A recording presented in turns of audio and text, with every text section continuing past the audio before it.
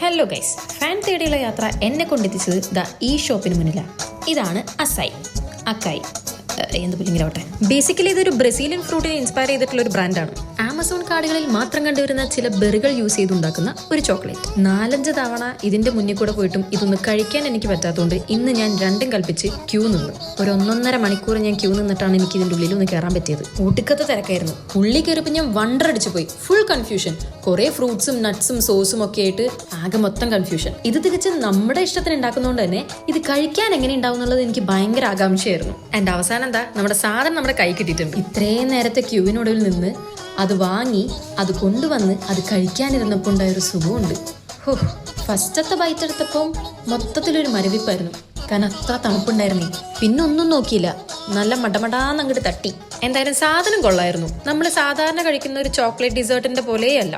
Over മധുരമൊന്നും ഇല്ലാണ്ട് ആ ബെറിയുടെ soft cream ഒക്കെ ആയിട്ട് ഒരു അടിപൊളി ഡിസേർട്ടാണ്. ഞാൻ പോയത് ബെർലിനിലെ സുവോളജിഷർ ഗാർഡനിലുള്ള ഇറ്റ്സ് അക്കായ് എന്നുള്ള ഷോപ്പിലാണ്. ഞങ്ങൾ നല്ല കുട്ടികളായതുകൊണ്ട് ഞങ്ങളിരുന്ന ടേബിൾ ഞങ്ങൾ തന്നെ വൃത്തിയാക്കി. അപ്പൊ ഫാൻ തപ്പിയുള്ള എന്റെ ഈ യാത്ര ഇനിയും തുടരും. അപ്പൊ അടുത്ത വീഡിയോ ആയിട്ട് കാണുന്നവരെ ടാറ്റാ.